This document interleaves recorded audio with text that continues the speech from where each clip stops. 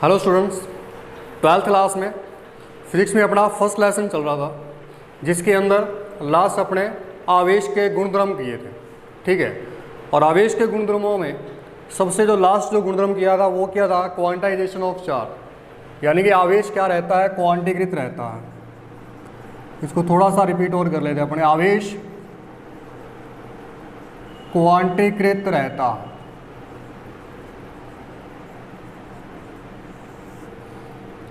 इसका मतलब क्या था कि किसी भी वस्तु पर जो आवेश होगा वो क्या होगा? या तो इलेक्ट्रॉन के चार्ज के इक्वल होगा या फिर इसका पूर्ण गुणज होगा। या तो इलेक्ट्रॉन के आवेश के बराबर होगा या इसका पूर्ण गुणज होगा, यानी किसी भी वस्तु पर इलेक्ट्रॉन कितना होगा? प्लस माइनस एन ई होता है। ठीक है, क्या होता है? Plus minus n e. यहाँ एन आप मान सकते हो नंबर ऑफ इलेक्ट्रॉन। ये क्या है? Number of electron. या जो n की वैल्यू है वो क्या होती है? इंटीजर नंबर होती है, इंटीजर नंबर या पूर्णांक संख्या। ठीक है, यानी किसी भी वस्तु पर जो चार्ज है वो कितना हो सकता है? n की वैल्यू आप क्या लेते हो? Plus minus 1 plus minus 2 plus minus 3 इस प्रकार से लेते हो। ठीक है, तो कि यहाँ पर किसी वस्तु पर चार्ज कितना हो सकता है? Plus minus 1 e plus minus 2 e plus minus 3 dash dash dash plus minus n, इस प्रकार से। तो किसी भी वस्तु पे जो चार्ज है या तो इलेक्ट्रॉन के बराबर होगा या उसका क्या होगा? पूर्ण गुणज होगा। ठीक है, तो ये किसी भी वस्तु पर क्या होता है? चार्ज होता है। ठीक है, तो इसको अपने अच्छे से समझ लिया था। इस पर आपको न्यूमेरिकल भी करवाया था मैंने। एक न्यूमेरिकल और देख लेते हैं, एक दो न्यूमेरिकल इस पे और। देखो, ये फॉर्मूला अपने को इसलिए भी काम देता है कि अगर आपको चेक करना है कि किसी वस्तु पर इतना चार्ज है या नहीं है। ठीक है, भी आपको मान लो कोई चार्ज दे दिया और पूछा जाए कि ये चार्ज इस वस्तु पर हो सकता है या नहीं हो सकता। ठीक है, देखो उसके लिए आप n की वैल्यू फाइंड करोगे।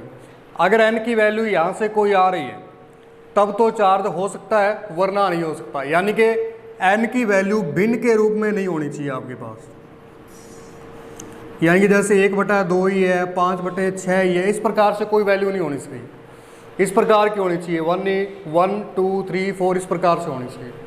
ठीक है, तो एक न्यूमेरिकल और देख लेते हैं आपने। मान लो किसी वस्तु पे आपको चार्ज दे दिया 8 × 10⁻⁻19 कूलम। ये किसी वस्तु पे चार्ज दिया। अब आपसे पूछता है क्या किसी वस्तु पे इतना चार्ज हो सकता है क्या? ठीक है, तो इसको चेक कैसे करेंगे अपने? इस फॉर्मूले से। तो Q = NE लगाएंगे अपने। Q कितना दे रखा आपको? चार्ज 8 × 10⁻⁻19। अब Q की वैल्यू यहाँ रखोगे 8 × 10⁻⁻19 बराबर N। E की वैल्यू, इलेक्ट्रॉन पर चार्ज कितना होता है? 1.6 × 10⁻⁻90। -90 से -90 ये पावर कैंसिल हो जाएगी, तो n की वैल्यू यहाँ से आएगी 8/1.6। ठीक है, इस पॉइंट को हटाओगे तो ऊपर कितना आ जाएगा? 0 आ जाएगा। और 16 5 कितने होते हैं? 80। तो n बराबर कितना आ जाएगा? 5। क्या ये इंटीजर नंबर है? क्या पूर्णांक संख्या है? है ये। ठीक है, यानी कि अगर आप n की वैल्यू यहाँ रखते हो तो ये Q कितना होगा? 5e होगा। ठीक है, 5e के बराबर होगी इसकी वैल्यू। ठीक है, इलेक्ट्रॉन की वैल्यू यहाँ पर रखो आप तो आपके पास यही आएगा।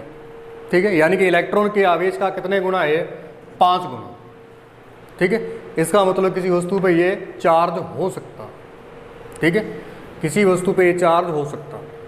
अब एक क्वेश्चन और देख लो आप। जैसे मान लो आपको दे दिया 0.8 × 10⁻⁻19 कूलम। ये किसी वस्तु पे चार्ज दे दिया, क्या ये पॉसिबल है या नहीं? किसी वस्तु पे इतना चार्ज पॉसिबल है या नहीं, ये चेक करना आप। तो इसके लिए ये फॉर्मूला लगाएंगे अपने, Q = NE। Q की वैल्यू 0.8 × 10⁻⁻19 N। फाइंड करना आपको। इलेक्ट्रॉन की चार्ज कितना होता है?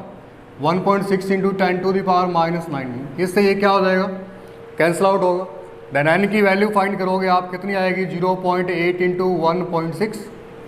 इस पॉइंट से ये पॉइंट कैंसिल आउट, और 8 दूनी 16 कितना आया? 1/2। क्या n की वैल्यू 1/2 पॉसिबल है क्या? नहीं हो सकती। क्योंकि आवेश का क्वांटाइजेशन में क्या पढ़ा आपने कि किसी भी वस्तु पे चार्ज है वो या तो इलेक्ट्रॉन के बराबर होगा या उसका पूर्ण गुणज होगा या इंटीजर मल्टीपल होगा उसका। तो n की वैल्यू अपॉन में नहीं आनी चाहिए, यहाँ अपॉन में आ रही है, इसका मतलब ये चार्ज नहीं हो सकता। ठीक है, अगर आप कोई आदमी बोल रहा है कि किसी वस्तु पे इतना चार्ज है, ठीक है, तो अपने चेक कर सकते हैं इतना चार्ज है या नहीं। 1.2 में इसकी वैल्यू है, इसका मतलब ये चार्ज नहीं हो सकता। ठीक है, अब यहाँ n की वैल्यू 5 आई है, इसका मतलब ये चार्ज हो सकता है उसको। ठीक है, तो इस प्रकार से आप फाइंड कर सकते हो उसको। अब एक चीज़ और ही पूछी जाती है इसके अंदर कि अगर किसी वस्तु पे आपको चार्ज दे दिया, ठीक है, और यहाँ से ये पूछा जाए कि इससे कितने इलेक्ट्रॉन ट्रांसफ़र हुए हैं। देखो, किसी वस्तु पर चार्ज के होने का रीज़न क्या होता है? इलेक्ट्रॉनों का ट्रांसफॉर्मेशन। ठीक है, तो यहाँ से आपसे पूछा जा सकता है कि अगर किसी वस्तु पर इतना चार्ज है तो इससे कितने इलेक्ट्रॉन ट्रांसफ़र हुए। ठीक है, अब मान लो आपको चार्ज ये दिया था, जैसे क्यू की वैल्यू कितनी दी थी? 8 × 10⁻⁻19 कूलम। तो इतना चार्ज किसी वस्तु पे है तो उस वस्तु से कितने इलेक्ट्रॉन गए? पॉजिटिव चार्ज है तो इलेक्ट्रॉन गए होंगे। देखो, मान लो आपके पास ए वस्तु थी ये, ठीक है, अब यहाँ से कितने इलेक्ट्रॉन आपने निकाल दिए, कितने इलेक्ट्रॉन आपने निकाल दिए कि इस पर जो चार्ज है वो कितना रह गया? 8 × 10⁻⁻19। ठीक है, कितने इलेक्ट्रॉन आपने निकाल दिए? तो ये n की वैल्यू आपके पास ये आई हुई है। कितने इलेक्ट्रॉन निकाले आपने? 5 इलेक्ट्रॉन निकाले। ठीक है, यानी कि 5 इलेक्ट्रॉन यहाँ से गए तो इस पर चार्ज कितना आया? इतना आ गया। ठीक है, और दूसरी बात ये भी बोला जाता है कि जिस वस्तु पर इलेक्ट्रॉन गए हैं उसके द्रव्यमान में कितनी वृद्धि हुई है। ठीक है, या जिस वस्तु से इलेक्ट्रॉन गए हैं उसके द्रव्यमान में कितनी वृद्धि हुई है। ठीक है, तो हमने कहा था जब भी इलेक्ट्रॉन ट्रांसफ़र होते हैं, जैसे ए से बी पर ट्रांसफ़र हुए हैं, ए से बी पर ट्रांसफ़र हुए, तो इसका जितने भी इलेक्ट्रॉन जाएंगे उतना इलेक्ट्रॉनों का गुना मास इसका इंक्रीज हो जाएगा। तो डेल्टा एम बराबर कितना हो जाएगा? N m. अगर इस पर एक इलेक्ट्रॉन गया तो एक इलेक्ट्रॉन के बराबर द्रव्यमान इसका बढ़ जाएगा। इलेक्ट्रॉन का द्रव्यमान आप जानते हो कितना होता है?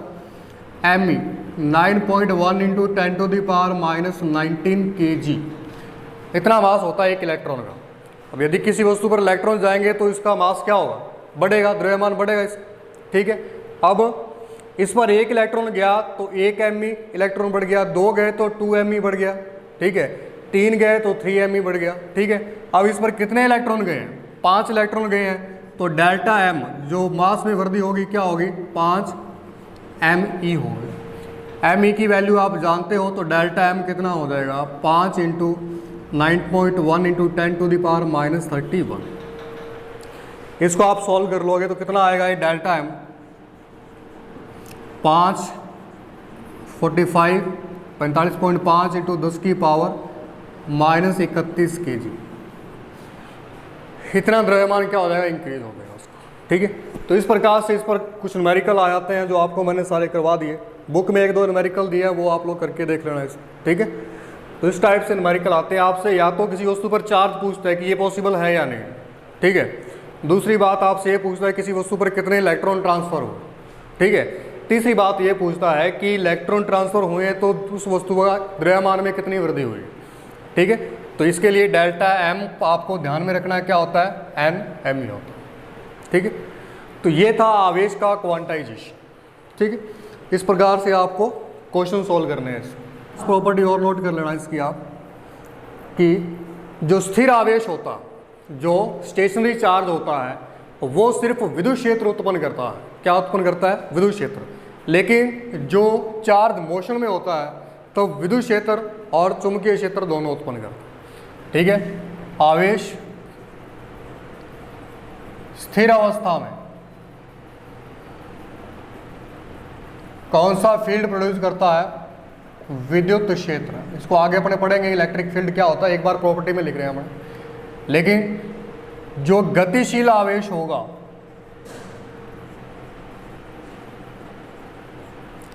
ये विद्युत क्षेत्र के साथ चुंबकीय क्षेत्र भी उत्पन्न करेगा।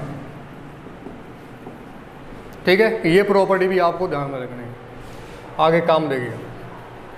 तो ये अपने गुणधर्म पूरे हो गए इसके आवेश के। ठीक है, आप अपने पढ़ेंगे कूलाम का नियम। क्या पढ़ेंगे? कूलाम का नियम।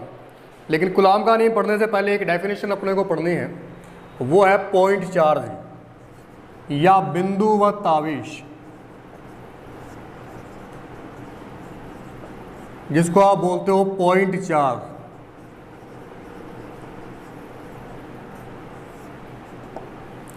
ये डेफिनेशन पढ़नी है हमें। ठीक है, कि पॉइंट चार्ज क्या होता है। आगे इसको बहुत ज़्यादा यूज़ करने वाले हैं, जितने भी अपने डेरिवेशन करेंगे इसके अंदर मोस्टली इसका यूज़ करेंगे। ठीक है, तो सबसे पहले अपने देखना कि बिंदुवत आवेश होता क्या है। देखो, दो स्थिर आवेश, डेफिनेशन लिख रहा हूं मैं, दो स्थिर आवेश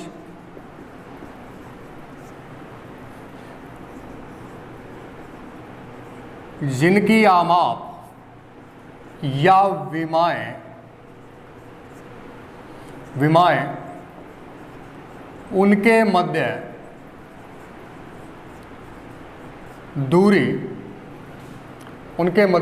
दूरी के सापेक्ष अति अल्प, तो वे जो चार्ज होंगे क्या कहलाएंगे? बिंदुवत आवेश कहलाएंगे। ठीक है, अगर मान लो कोई दो चार्ज आपके पास, ठीक है, उनके बीच की जो दूरी है वो बहुत ज़्यादा है उनकी डायमेंशन के कंपैरिजन में। ठीक है, जैसे हम एग्जांपल लें, एक चार्ज आपको ये दे दिया जिसकी रेडियस है 1 मीटर। ठीक है, एक चार्ज आपको ये दे दिया जिसकी रेडियस है 1 मीटर, और इनके बीच का जो डिस्टेंस है टोटल वो आपको दे दिया 50 मीटर। ठीक है, अब देखो ये जो चार्ज है इनका जो आमाप है वो कितना है? 1 मीटर का है, 1 मीटर है ये। ठीक है, इसकी रेडियस 1 मीटर है, लेकिन इनके जो बीच की दूरी है वो बहुत ज़्यादा है, 50 मीटर। ठीक है, इसका मतलब ये क्या होंगे? पॉइंट चार्ज होंगे। क्या होंगे? पॉइंट चार्ज होंगे। ठीक है, ये होंगे पॉइंट चार्ज। देखो, पॉइंट चार्ज का मतलब ये नहीं है कि बिल्कुल छोटा सा ही चार्ज होगा आपके पास। ठीक है, छोटा सा नहीं होगा, बस आपको इतना ध्यान रखना है कि जो चार्ज होगा उसकी जो डायमेंशन होगी, जो आमाप होगी, उसकी तुलना में उनके बीच की जो दूरी है वो क्या होनी चाहिए? बहुत ज़्यादा होनी चाहिए। तब वो क्या कहलाएंगे? पॉइंट चार्ज कहलाएंगे। ठीक है, अब मान लो अपने पास एक चार्ज, एक रूम यहाँ है। ठीक है, एक रूम अपने पास यहाँ पर बना हुआ, ठीक है, पीलीभंगा में। ठीक है, अब जिस पर चार्ज है, मान लो कोई चार्ज है इस पर। ठीक है, अब ऐसा ही रूम एक हनुमानगढ़ में बना हुआ है। ठीक है, सेम रूम जिस पर चार्ज है, तो क्या ये पॉइंट चार्ज होंगे क्या? तो क्या ये पॉइंट चार्ज होंगे क्या? मान लो आपके पास रूम बना हुआ है कोई 10 बाई 10 का, मान लो कोई रूम एक पीलीभंगा में बना हुआ, एक हनुमानगढ़ में बना हुआ। ठीक है, अब बताना आपको क्या ये पॉइंट चार्ज होंगे क्या? देखो, पीलीभंगा और हनुमानगढ़ के बीच की डिस्टेंस कितना है? 25 किलोमीटर, इतनी है। ठीक है, अब उनके बीच की दूरी क्या है? बहुत ज़्यादा है इनके डायमेंशन के कंपैरिजन में। रूम अपना कितना होगा? 10 बाई 10 का, 12 बाई 12 का, ऐसा होगा कुछ। ठीक है, लेकिन इसके कंपैरिजन में उनके बीच का जो डिस्टेंस है वो बहुत ज़्यादा है। इस कारण ये क्या होंगे? पॉइंट चार्ज होंगे। ठीक है, अपने यहाँ पर बैठे अंदर देख रहे हैं तो अपने को बहुत बड़ा लग रहा है, लेकिन आप अगर इसका कंपैरिजन करोगे कि एक जो रूम है वो तो यहाँ पर पड़ा हुआ, एक दूसरा 25 किलोमीटर डिस्टेंस पे पड़ा हुआ, इसका मतलब डिस्टेंस बहुत ज़्यादा है उनके डायमेंशन के कंपैरिजन में। तो ये क्या होंगे? पॉइंट चार्ज होंगे। ठीक है, ये भी क्या होंगे? पॉइंट चार्ज होंगे। ठीक, इसके अलावा बस आपको इतना सा ध्यान रखना है कि जो अपने पास चार्ज है उनका जो डायमेंशन है, जो उसकी विमाएँ हैं, लंबाई, चौड़ाई, ऊंचाई, जो भी उसकी आमाप है, उसकी तुलना में उनका बीच का जो डिस्टेंस है वो बहुत ज़्यादा होना चाहिए। ठीक है ना, उसके बीच का जो डिस्टेंस है वो क्या होना चाहिए? बहुत ज़्यादा होनी चाहिए। देखो लिखा आपने, दो स्थिर आवेश जिनका आमाप, यानी कि इनका जो आमाप है उनके मध्य दूरी के सापेक्ष अति अल्प है। आमाप जो है वो बहुत छोटा है। ठीक है, उनके बीच की दूरी के सापेक्ष इनका आमाप बहुत ही छोटा होना चाहिए, तो वो क्या कहलाएंगे? पॉइंट चार्ज कहलाएंगे। ठीक है, अब मैंने मान लो एक चार्ज बनाया है, यहाँ बनाते हैं, ये चार्ज, ठीक है। इसका डिस्टेंस कितना है 1 मीटर, ठीक है। और यहाँ पर बना हुआ चार्ज ये, इसका डिस्टेंस कितना है 1 मीटर मान लो, और इनके बीच का डिस्टेंस कितना है 2 मीटर। तो क्या ये पॉइंट चार्ज है क्या? तो कितना का डिस्टेंस है, इसके डायमेंशन के कंपैरिजन में कितना का डिस्टेंस है, बहुत ही कम है। इसका मतलब ये पॉइंट चार्ज नहीं है, ठीक है। पॉइंट चार्ज वही होंगे जिनके डायमेंशन के कंपैरिजन में उनके बीच का distance much much much greater than, बहुत ज़्यादा हो, तब वो क्या होंगे, पॉइंट चार्ज, ठीक है।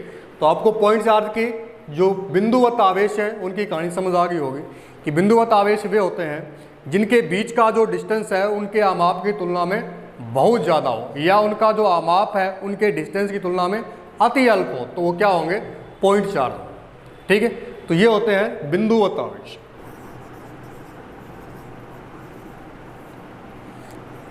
कूलाम का नियम, कूलाम का नियम क्या होता है? देखो, किन्हीं भी दो बिंदुवत, इसका स्टेटमेंट बोल रहा हूं मैं, किन्हीं भी दो बिंदुवत आवेशों के मध्य लगने वाला स्थिर विद्युत आकर्षण और जो प्रतिकर्षण बल है वो क्या होता है, उसकी जो मैग्नीट्यूड होता है वो क्या होता है, उन आवेशों के गुणनफल के समानुपाती और उनके मध्य की दूरी के क्या होता है, वर्ग के व्युत्क्रमानुपाती होता है, ठीक है। देखो, जैसे मान लो ये जो पॉइंट चार्ज है आपके पास, ये Q1 है, ये Q2 है, इनके बीच का डिस्टेंस है R। अब इनके मध्य क्या है, फोर्स लगेगा। अगर ये पॉइंट चार्ज समान प्रकृति की, अगर ये पॉजिटिव है तो ये प्रतिकर्षित होंगे, ठीक है। अगर ये विपरीत नेचर के, अपोजिट नेचर के, ये पॉजिटिव है ये नेगेटिव है, तो ये क्या होंगे, आकर्षित होंगे, आकर्षण बल लगेगा। तो इनके मध्य जितना भी बल लगेगा उसका जो अमाउंट है, ठीक है, उसकी जो वैल्यू है वो क्या रहती है, मान लो इसके बीच में जो बल लग रहा है वो क्या है, F है, ठीक है। अगर ये पॉजिटिव है तो प्रतिकर्षित करने वाला फोर्स लगेगा इसमें, ठीक है। तो वो बल कितना है, F है। तो ये बल क्या रहता है, कूलाम के नियमानुसार इन आवेशों के गुणनफल के क्या रहता है, समानुपाती, और इनके मध्य की दूरी के वर्ग के क्या रहेगा, व्युत्क्रमानुपाती, ठीक है। यानी कि किन्हीं भी 2 पॉइंट चार्ज के बीच लगने वाला स्थिर विद्युत जो बल होता है वो इन आवेशों के गुणनफल के तो क्या रहता है, समानुपाती, और इनके बीच की दूरी के वर्ग के क्या रहता है, व्युत्क्रमानुपाती। तो इनका सुमेकित रूप क्या होगा, F proportional to Q1 Q2 upon में R square. F is equal to constant आता है प्रोपोर्शनल टू, हटाओगे तो आप K Q1 Q2 अपॉन में R स्क्वायर, ये आ जाएगा स्थिर विद्युत बल, ठीक है। ये इसका परिमाण लिखा हुआ। अब जहां K क्या है, एक स्थिरांक है, जहां K क्या है, एक स्थिरांक है जिसका मान माध्यम पर निर्भर करता,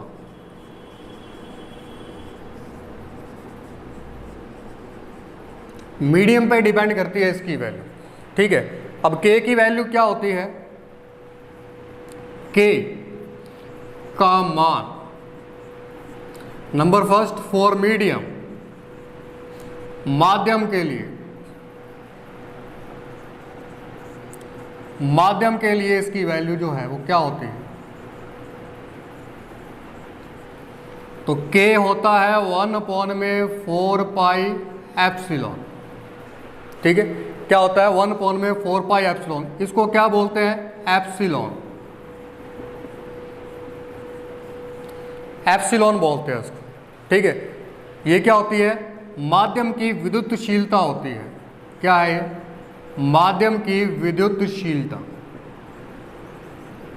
आगे इसको डिटेल से पढ़ेंगे, एक बार आपको K की वैल्यू के अंदर ध्यान में रखना है, ये क्या होता है, माध्यम की विद्युतशीलता होती है। ये आगे पूरा टॉपिक आएगा आपके, वहाँ इसको और क्लियर करेंगे अपने, ठीक है। इसका नाम होता है एप्सिलॉन बोलते हैं इसको, ठीक है, फॉर मीडियम, ठीक है। तो K की वैल्यू माध्यम के लिए क्या होती है, 1/4 पाई एप्सिलॉन, ठीक है। अब निर्वात के लिए इसकी वैल्यू क्या होती है, निर्वात के लिए इसकी वैल्यू होती है k इज इक्वल टू 1/4πε0। इसको बोलते हैं एप्सिलॉन नॉट। एप्सिलॉन नॉट यानी कि नॉट मीडियम, यानी कि जब मीडियम नहीं होता उस कंडीशन में k की वैल्यू क्या लेते हैं 1/4πε0। ठीक है, अब एप्सिलॉन और एप्सिलॉन जीरो को अपने आगे पढ़ेंगे। ठीक है, एक बार आपको k की वैल्यू में ध्यान रखना है कि k की वैल्यू मीडियम के लिए क्या होती है 1/4πε। एप्सिलॉन क्या है, माध्यम की विद्युतशीलता। और निर्वात के लिए क्या होती है 1/4πε0, यानी कि नॉट मीडियम, जहां माध्यम न हो। जब माध्यम नहीं होता तो एप्सिलॉन की वैल्यू होती है आपके पास एप्सिलॉन नॉट की, वो होती है 8.85 इंटू 10 की पावर -12 इंटू 10 की पावर -12 कूलम स्क्वायर अपॉन में न्यूटन मीटर स्क्वायर, ये इसकी यूनिट आ जाए। ठीक है, और k की वैल्यू देखो, इसकी न्यूमेरिकल वैल्यू जैसे ही आप रखोगे, इसकी न्यूमेरिकल वैल्यू पता है आपको, पाई आप जानते हो 3.14 होता है, 4 आप जानते हो। इस पूरे को यदि आप सोल्व करोगे तो आपके पास k की वैल्यू कितनी आएगी 9 इंटू 10 की power 9 newton metre square upon में कूलम्स। ये यूनिट कैसे आई, यहीं से आई है यूनिट।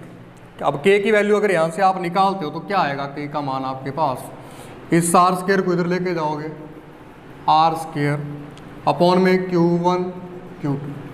अब f की यूनिट क्या होती है, न्यूटन होती है, r डिस्टेंस है, स्क्वायर तो मीटर स्क्वायर अपॉन में कूलम, फिर कूलम, कूलम स्क्वायर, यानी कि k की यूनिट क्या हो जाएगी newton metre square coulomb square. अब एप्सिलॉन जीरो इसके अपॉन में है। ठीक है, तो इसकी अपोजिट इसकी यूनिट हो जाएगी एप्सिलॉन जीरो की कूलम स्क्वायर अपॉन में न्यूटन मीटर स्क्वायर। ठीक है, तो इस प्रकार से ये है कूलाम का नियम।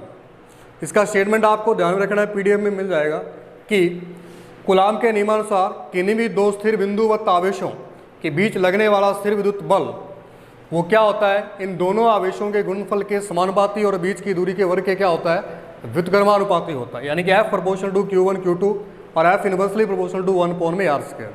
इसका कंबाइंड फॉर्म लिखेंगे F समानुपाती Q1 Q2 अपॉन में R स्क्वायर।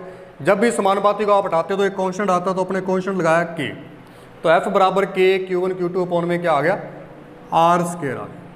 ठीक है, अब यहाँ K की बात करेंगे तो यहाँ K क्या है, एक प्रोपोर्शनली कांस्टेंट है। ठीक है, समानुपाती नियतांक या एक स्थिरांक है जिसकी वैल्यू है वो किस पे डिपेंड करती है, माध्यम पे निर्भर करती है। ठीक है, अब K का मान देखते हैं अपने। माध्यम के लिए K का मान क्या होता है, फॉर मीडियम माध्यम के लिए K की वैल्यू 1/4πε होती है, जहाँ एप्सिलॉन क्या है माध्यम की विद्युतशीलता है, जिसको अपने एप्सिलॉन बोलते हैं। इसके अलावा फॉर वैक्यूम यानी कि निर्वात के लिए इसकी वैल्यू क्या होती है 1/4πε0। ठीक है, अब एप्सिलॉन नॉट क्या होता है, जहाँ मीडियम नहीं होता वहाँ अपने एप्सिलॉन नॉट रखते हैं। ठीक है, निर्वात की विद्युतशीलता बोल देते हैं इसको, क्या बोलते हैं इसको, निर्वात की विद्युतशीलता। ठीक है, नॉट मीडियम। अब एप्सिलॉन जीरो की वैल्यू होती है अपने पास 8.85 into 10 to the power -12 coulomb square upon में न्यूटन मीटर स्क्वायर।